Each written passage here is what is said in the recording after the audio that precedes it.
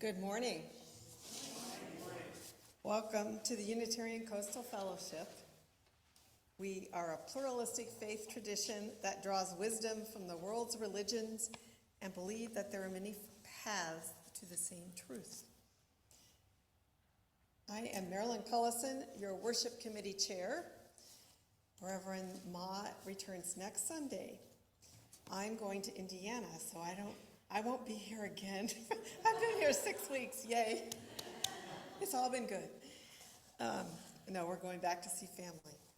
So I'm your worship leader again this morning, and I want to thank all the worship helpers this morning. Our tech team, our pianist, and it takes many hands, hearts, and voices to produce worship. And I want to add, because I don't want to forget in the announcements, that we'll be having our picnic in the social hall after the service with our coffee hour because of the weather. So I also want to welcome him and her. Our guest ministers, the Reverends David and Gaye Morris from the Outer Banks. They drove down yesterday, and they're also on a journey going south after this. So in the past, we've welcomed them individually to our pulpit, and we're looking forward to a special treat, hearing them together and hearing them singing. Every UU has certain hymns that move and inspire, and David and Gaye will be leading us in a sing-along exploration of hymns that have deep spiritual and historical roots for our faith.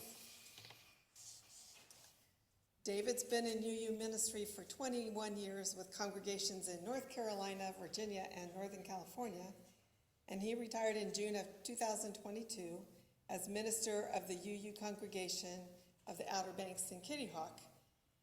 And Dr. Gaye is retiring in August, right? Now, she's retired. Woohoo! And she was the affiliated minister of the Oak Ridge UU Church in Tennessee. And she is the treasurer secretary for the UU Justice Ministry of North Carolina. And they live in Manio, and they live with their great-grandson, Oliver. And they also have three still? Goofy hound dogs, 3 hound dogs. So we're grateful to host them both again here at UCF. We offer a special welcome to those joining us on Zoom today. If you could wave to the camera, welcome. And I want to ask if there are any visitors in the sanctuary, and if they'd like to introduce themselves, I'll give you a mic, but raise your hand if you're a visitor.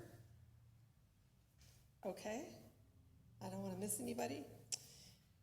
I would like to ask Miriam to give us announcements today. And our safety procedures are still ongoing. Come on up, Miriam.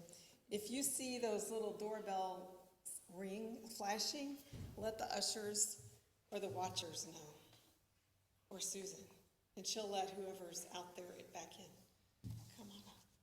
Thank you. Good morning. I am Miriam Green, a member of UCF's Search Committee. Our goal is to have the very best full-time contract minister in this pulpit on August 1st, 2024. Woo-hoo. In our congregation today are 2 additional members of the Search Committee, Amy Jones and Tom Cullison. Remaining members, Sarah Grenier-Wax and Penny Hooper, are not here today. They may be out searching. I don't know. Iceland. They have ministers in Iceland, too. In the coming weeks, you will learn about the process we are using. You will learn about the congregational survey targeted to start August 18th. Small cottage meetings will follow that survey. You will learn more about our calendar of events or timeline. You will learn about documentation being prepared for prospective candidates that describes our congregation and our community. There will be a coffee with the search committee on August 27th after the service. Look at the weekly wave and monthly coastline for updates on our work and our progress. Communicate with any of us about what is on your mind. Thank you.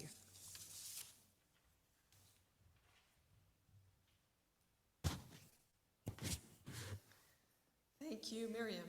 And now we invite you to silence your cell phones. And if you're on Zoom, if you turn off your visual, you'll not use as much bandwidth. Turn off your camera. And now, everyone, if you can turn and greet your neighbor.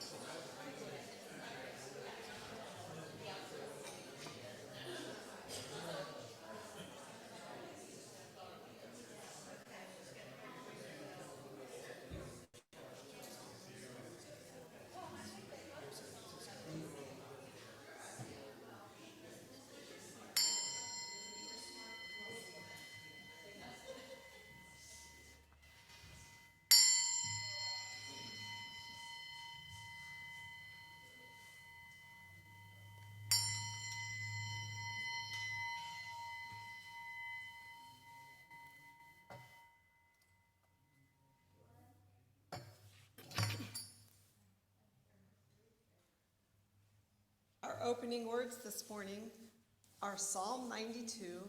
It's number 423 in your gray hymnal if you want to look at it, but I will read it. It is a joy to give thanks to the eternal, to sing thy praise, O thou most high, to proclaim thy goodness in the morning, to the sweet music of the lyre. I sing for joy at all that thou hast done. Come, let us worship together.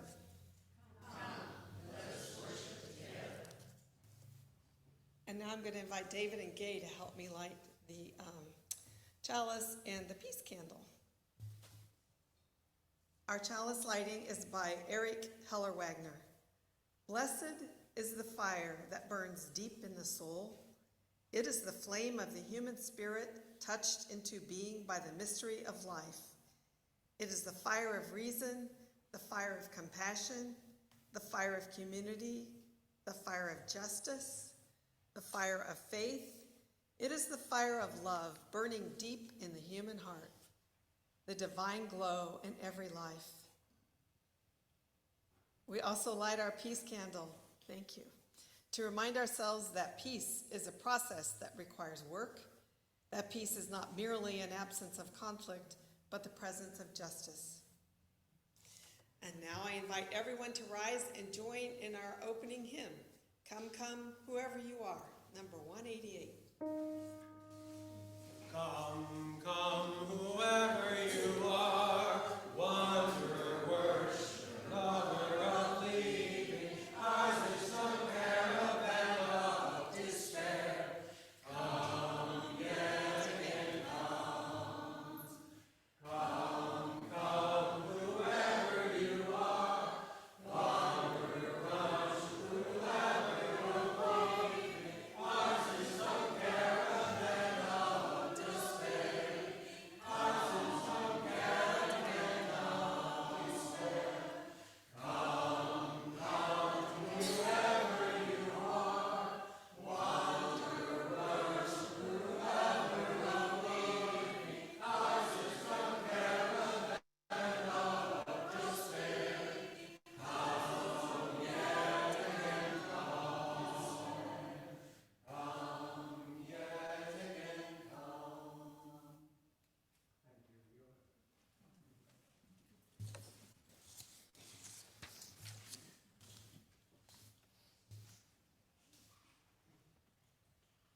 And now we enter our sacred space of joys and concerns.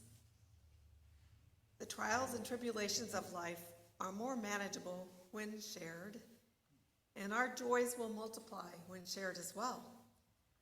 So I invite you to our stones and water ritual. As Megan plays music, we line up over by the wall and select stones or shells to represent our joys and concerns from the basket and gently place them in the chalice of water. Should you wish to share a personal joy or concern about a person or persons in your life, there's a piece of paper to fill out and drop it in the basket, and I will share it with everyone after our ritual.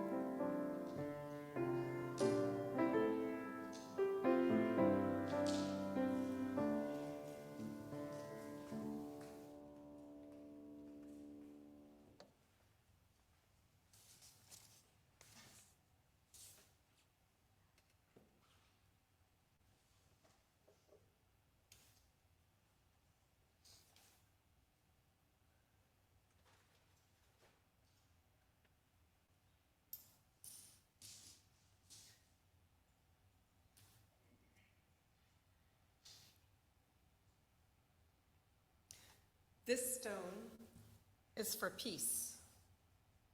The Wilmington School Board is attempting to ban the book Stamped by Ibram X. Kendi. May reason prevail in the absence of violence by those opposed to freedom to read.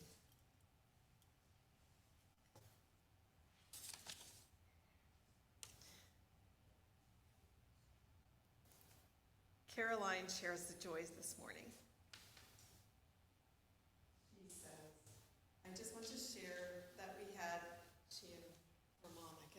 in Vilma. Had an awesome farm-to-table dinner, and I couldn't have done it at all without my mom, Vilma.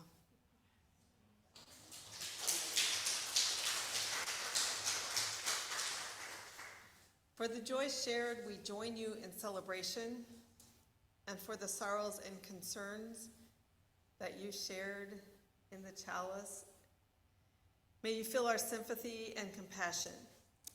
For all that remains unspoken, both joy and sorrow, may the caring of our community offer you both kindness and hope. I invite you into meditation and silence with these words by Reverend Jake Morrill.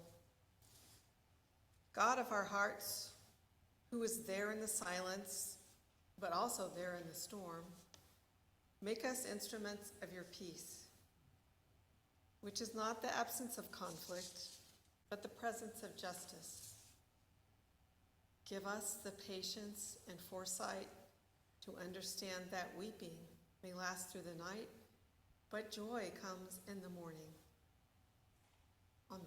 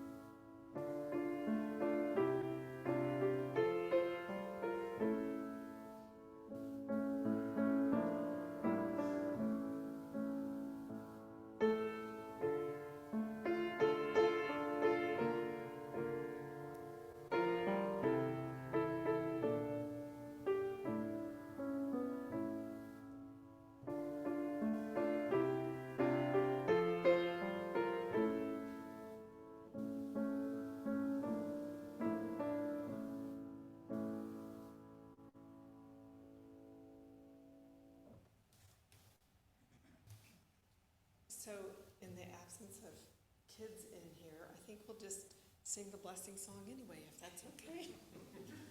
Which I confidently said, I can lead that because my kids sang that when they went off to Chalice Camp in Oakland, California, 15 years ago. It was in a different key and it had different words. I just found that out this morning. So you can confidently lead it because you know it well.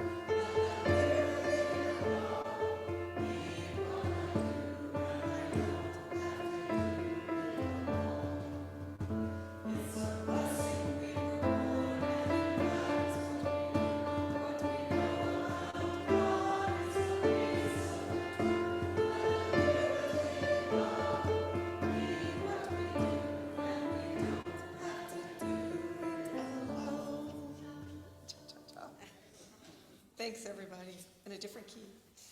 And so I'd like to invite Reverend Gaye and Reverend David back up to the pulpit for our sermon and songs we know.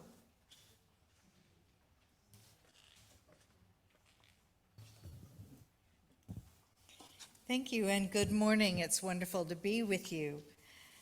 It's always so restful to be in this space with its colors. It's a beautiful place. You're very, very enterprising to have it. So it seems natural to most churchgoers to sing during a service, but maybe you're curious about how that came to be. The first Christians sang hymns during their worship services, coming as they did from a tradition of song in the synagogue. Don't forget that Jesus and his first followers were Jews. Two of Paul's letters to Christian communities mention the use of singing in worship. So does a 2nd century pagan critic of the church, whose name was Celsus. He wrote anti-Christian pamphlets, and he seems to have heard the chants used in Christian worship. He remarked that they were not only unusual to his pagan ears, but so beautiful that he actually resented their emotional effect of dulling the critical faculty. The use of chant became so commonplace by the 9th century that they were attributed to Pope Gregory, and we now know it as Gregorian chant. Many of our hymns in the UU hymnals come from our somewhat problematic Christian legacy. There's a joke that UUs are not good at singing in church because they're too busy looking ahead to see if they agree with the lyrics. So this morning, David and I have selected a few hymns that for us help to shed light on the deep spiritual and historical roots of our faith. We're going to sing them inside the sermon time, and we hope you'll sing out as you're willing and able. Of course, no matter what your faith, the great questions of origins and the beginning of life are good subject matter for sacred music. Our first hymn, Where Do We Come From?, raises a number of questions, but only contains one statement: life is a riddle and a mystery. So let me invite you to turn to 1003 if you need it, but you have the words up here, and we're going to refamiliarize ourselves with the tune before we get rolling. I will tell you that about 20 years ago, at the start of my ministry in Charlottesville, Virginia, our wonderful choir director brought the composer, Brian Tate, from Oregon to Charlottesville to lead a gospel singing workshop. And we asked him about this song, and he said, I have come to regret writing that 4th line because it doesn't fit as well, it's not easy, and it ends in the wrong place. I like to end with life as a riddle and a mystery, so my choir doesn't sing 1 through 4 anymore, we just sing 1 through 3. So for 20 years now, I've been doing just 1, 2, and 3, and I'm going to invite you to do the same so that we end on life as a riddle and a mystery. Is that all right? A little bit. Marilyn mentioned earlier that it takes many voices to put together a service, and this is one of those mornings when it really takes many voices. We're doing a few things that have rounds in them, and your voices are critical. This one, I'm actually going to invite you not to do it as a strict round. Instead, since all the lines are up here, I'm going to invite you to pick which phrase is your phrase this morning. And when we divide into parts, that's your part. Okay? Is my mic on? Yes, I can hear I it. believe it is. I think you have it turned down for singing. Because I'm about to do that. No, I am mic'd. I'm mic'd in the building. Interesting. They hear Marilyn, maybe they should switch. I will encourage the people on Zoom. Karen, do you want me to get How's this? David my mic?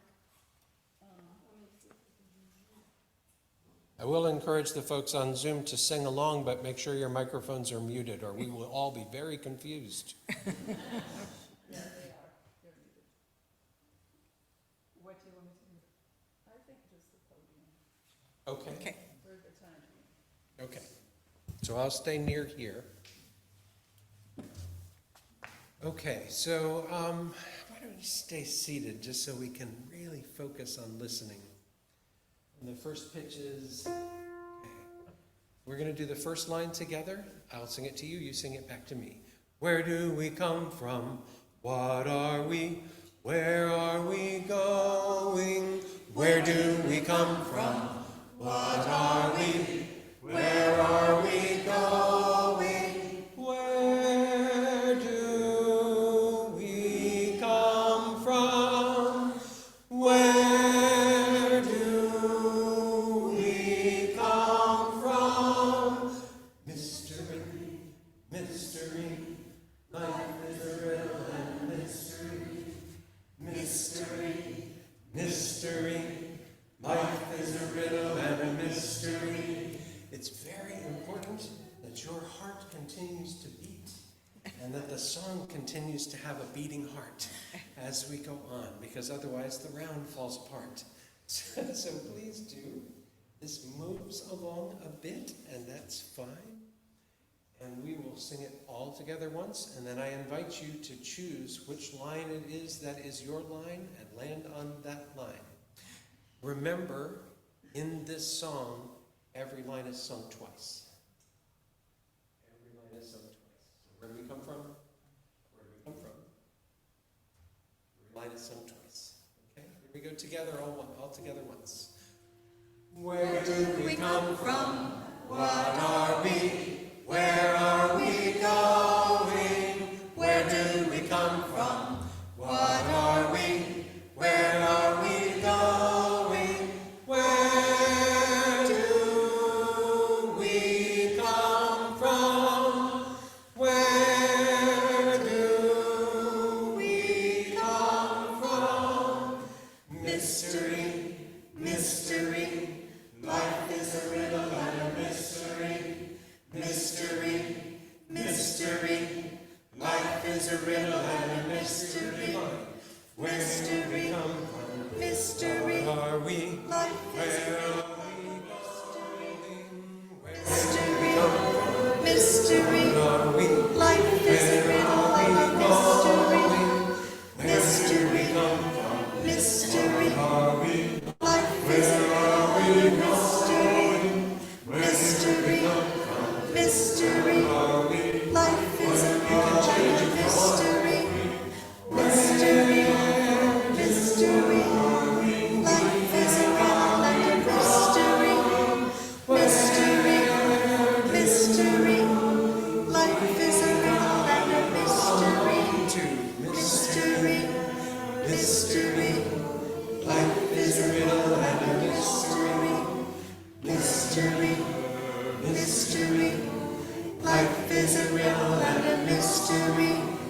Mystery, mystery, life is a riddle and a mystery.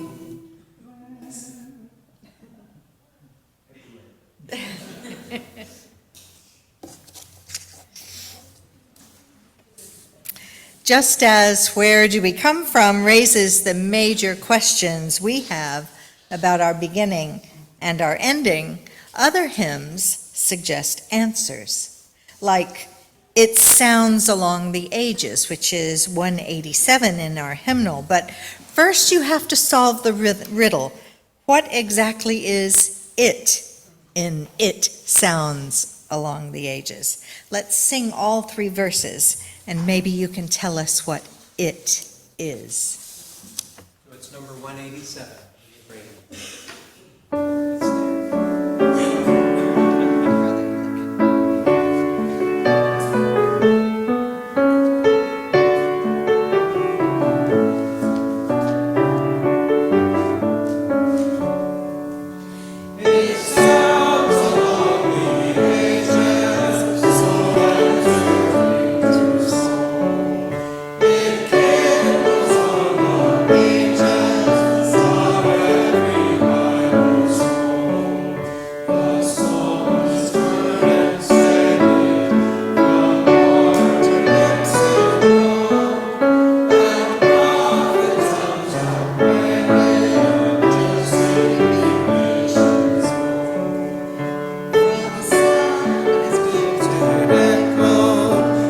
Breathed from God's seas. It charmed in Athens market. It hallowed stroke of Luther, the Pilgrim's seaside prayer, the oracles of Concord, one holy word declare. It calls and lo new justice, it speaks and lo new truth, in ever nobler stature and unexhausted youth, forever unresounding and knowing not of time, our laws but catch the music of its eternal chime. Any ideas on what it is? Love. Love? My mom said it was a river. Okay. Okay, okay. Good. Well, let me just tell you that the author of the hymn, William Channing Gannett, who entered the Unitarian ministry in 1868, wrote hymns mainly for special occasions, and that were included in great part in The Thought of God in Hymns and Poems, first published in 1885.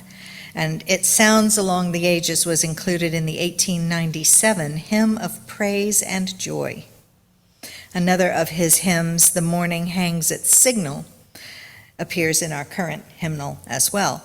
So It Sounds Along the Ages is included in the hymnal section, Our Common Ground. It affirms a universal truth that rings out in all religious traditions, including ours.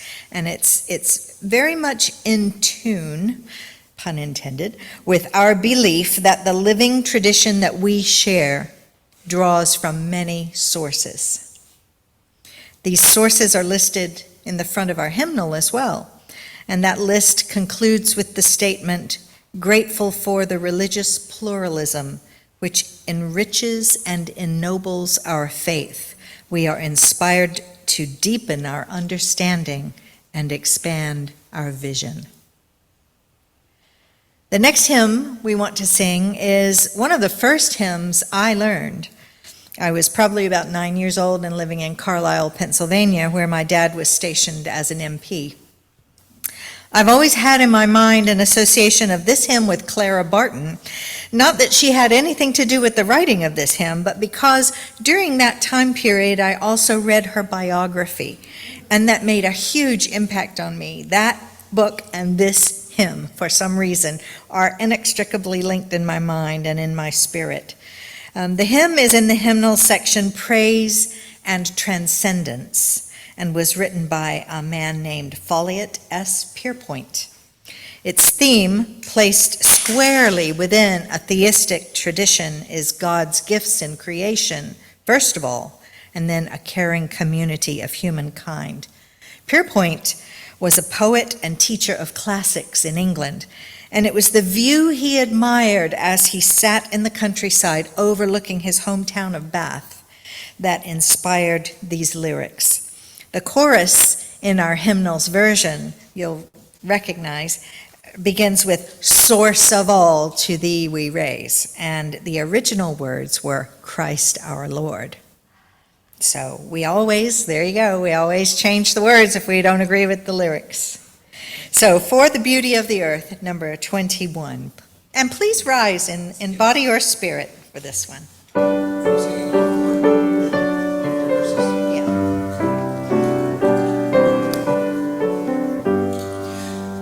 For the beauty of the earth, for the splendor of the skies, for the love which from our birth over and around us lies, source of all, to thee we raise this our hymn of grateful praise.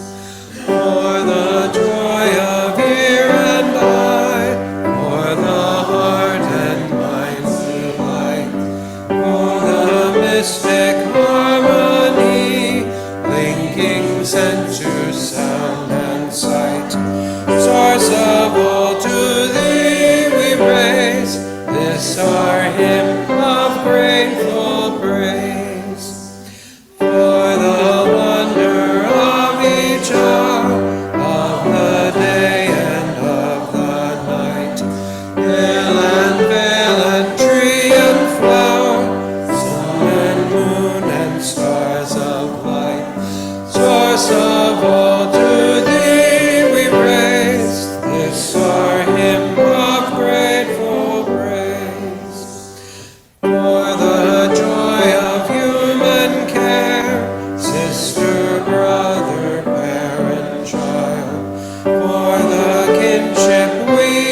share, for all gentle thoughts and mild. Source of all to thee we raise this our hymn of grateful praise.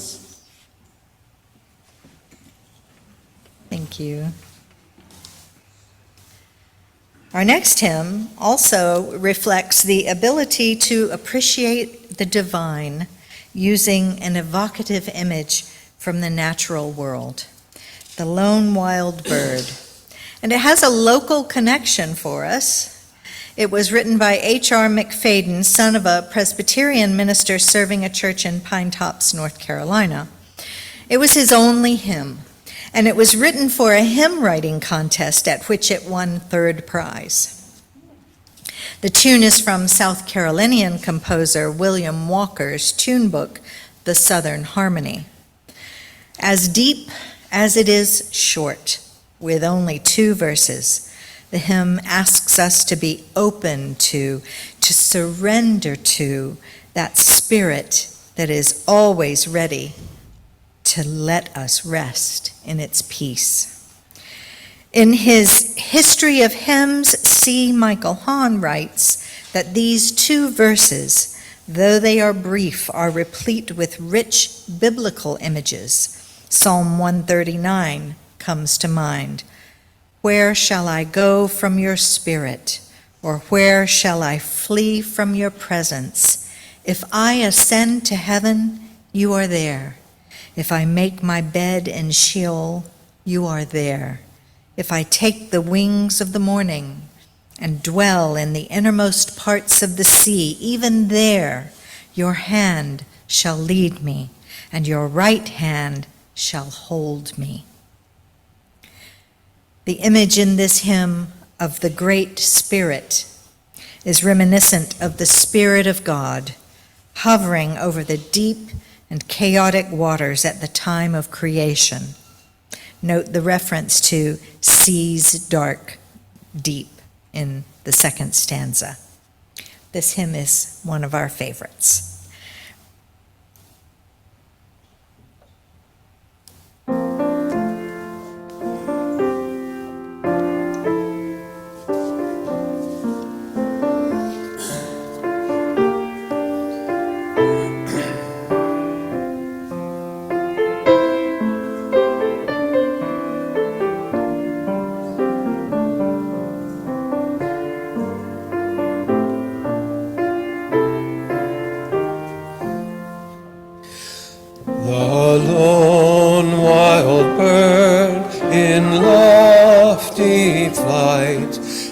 Still with thee, nor leaves thy sight, and I am thine, I rest in thee. Great Spirit, come and rest in me. The ends of earth are in your hands, the seas dark, deep, and far off strand, and I am thine, I rest in thee. Great Spirit, come and rest in me.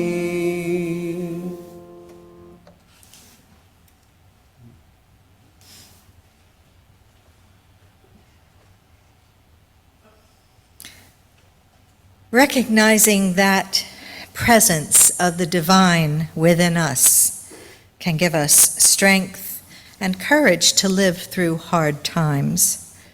That's the message also of There's a River, which is a song in our Teal hymnal and comes from the 1960s.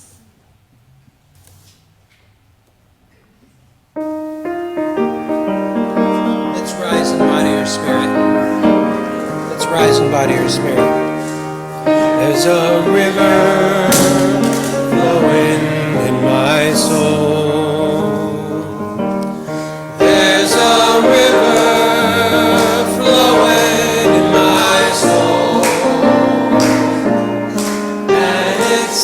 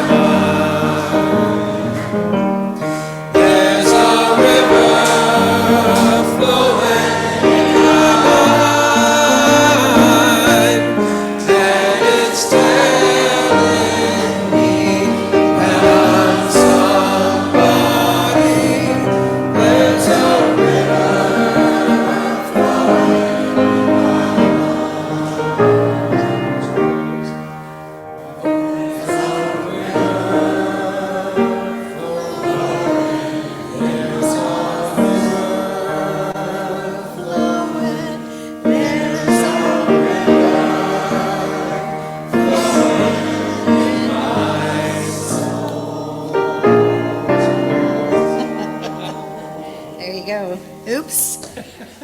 Should have mentioned that tricky ending. Yep, I've been singing with the Episcopalians for a year. I forgot.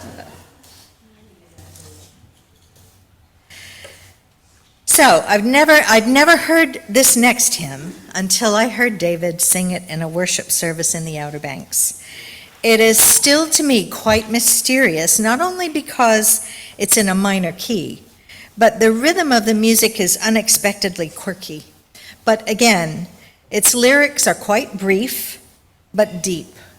It draws us to our universalist tradition, where love is the divine source, and we are each a part of that interdependent web of all existence. It's Open My Heart.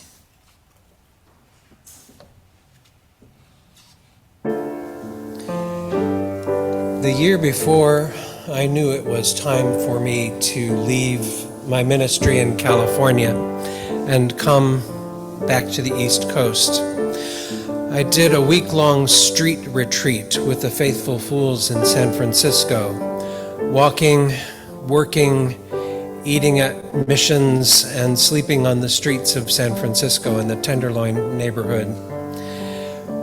The leader of the retreat said, "What are you trying to find?" And I said, "I don't know." She said, "Good, you're ready to start." This became a walking meditation for me. As I moved through the streets, I'll sing it for you, and I'll just keep singing it because it's a chant. And we just keep going until we decide we're done. You can round it if you like. You don't need to, but you can.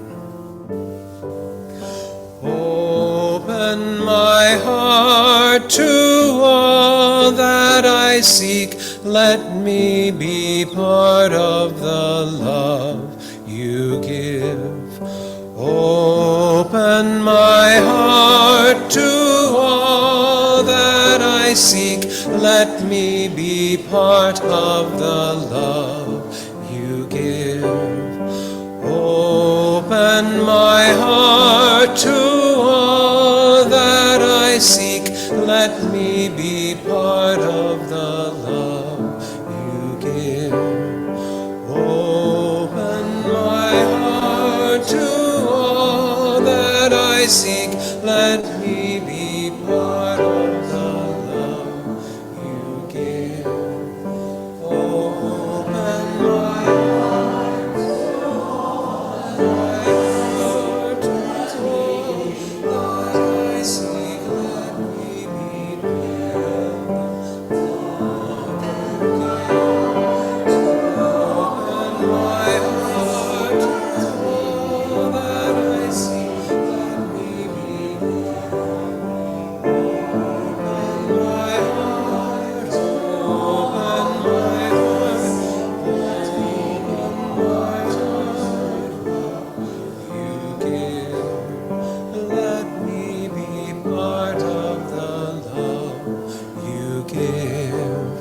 Let me be part of the love you give.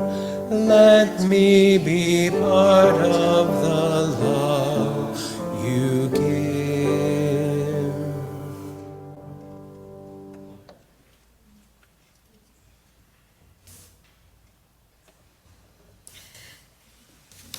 The story goes that a leader of the Universalists was once asked what Universalists stood for. And he replied, "We don't stand, we move." This morning we've been winding our way through various time periods and faith statements and beliefs through song. And one of the strongest messages I feel we take from our faith is, we don't stand, we move.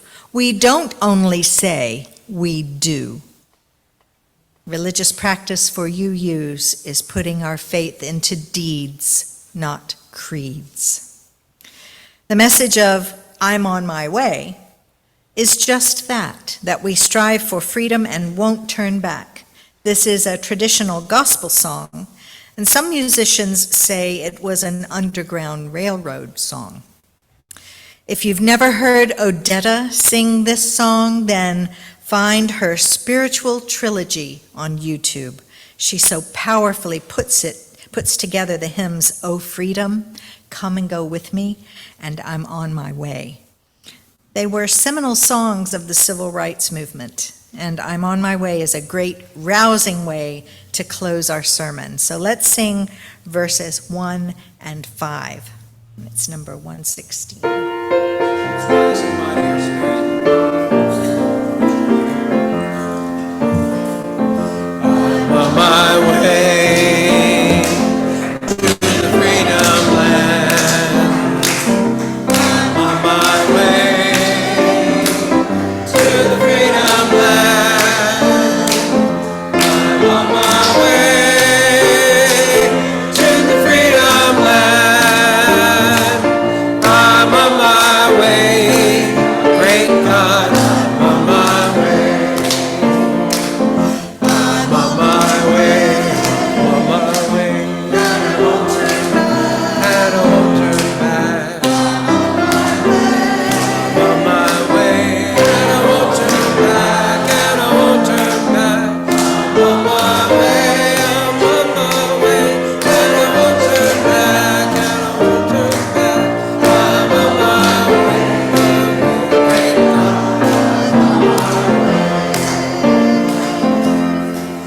You see me clapping timidly because the microphone is wired to Zoom, and I don't want to astonish anybody in there.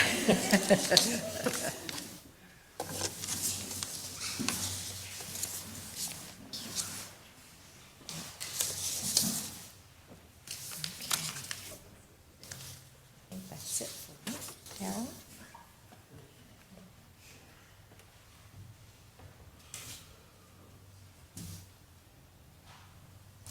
Thank you, David and Gaye.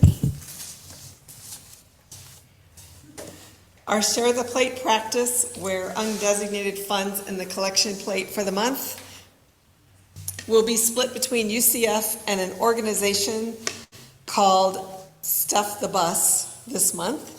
It's a program of the Carteret County Public Schools Foundation, and it provides school supplies, book bags, shoes, and haircuts to Carteret County students in need. And you can also donate to Share the Plate on the website or in Breeze. Remember, every dollar that you give helps to enrich this congregation by caring for the building, paying our minister and staff, inviting guest ministers to our pulpit, putting on programming, supporting our coming together, and singing together. So I invite the ushers forward to collect today's offering.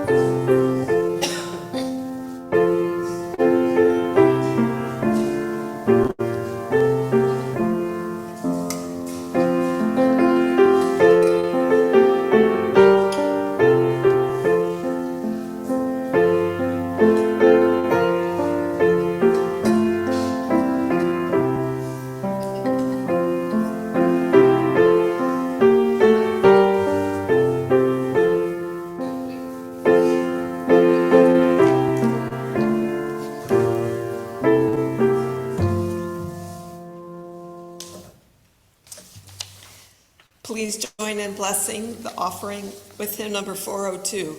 From you I receive, and we'll sing it twice.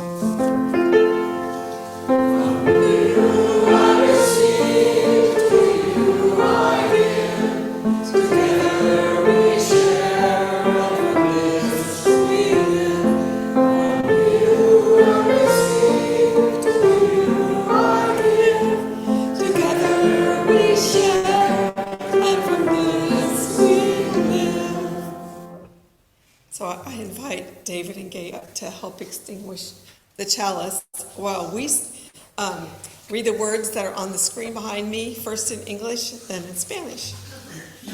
We extinguish this flame, but not the light of truth, the warmth of community, or the fire of commitment. These we carry in our hearts until we are together again. Extinguimos esta llama, pero no la luz de verdad, o calor de comunidad, o el fuego de nuestro compromiso. Estos los primeros en el corazón, hasta que estemos juntos otra vez. Our closing hymn is seen by many Unitarian Universalists as the anthem of their faith tradition. Joel Miller writes, "Our spirituality is our deep, reflective, and expressed response to the awe, wonder, joy, pain, and grief of being alive." Carolyn McDade, who wrote Spirit of Life, is an activist and musician who's been active in feminist and progressive movements since she was a child, when she first felt the calling to pacifism after seeing wartime newsreels of the atomic destruction of Nagasaki and Hiroshima. In the mid-1970s, she joined with Unitarian Universalist women to create meaningful rituals and music for women's spirituality. McDade wrote Spirit of Life in the early 1980s, and it was included in the UUA's hymnal, Singing the Living Tradition, in the early 1990s. Kimberly French writes that no other song, no other prayer, no other piece of liturgy is so well known and loved in Unitarian Universalism as Spirit of Life. It is our doxology and perhaps our amazing grace. I invite you to stand in body and spirit for Spirit of Life.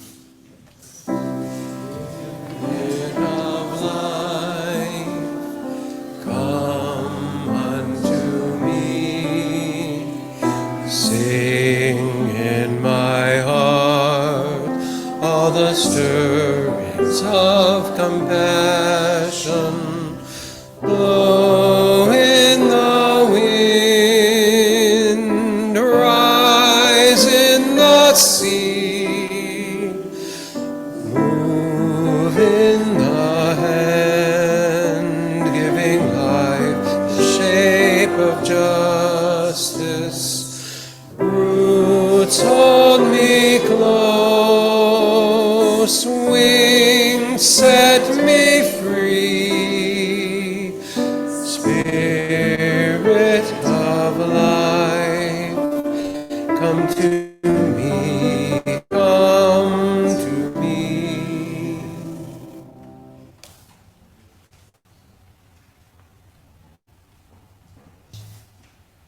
And so I invite Reverend Gaye to give us our benediction. And we usually join hands, if you're okay with that, or elbows. We try to get in a circle. Our benediction today is the prayer of Sir Francis Drake. Since we are both from parts of the world that where maritime and the early discovery by the English is very important, we thought this might be an appropriate benediction.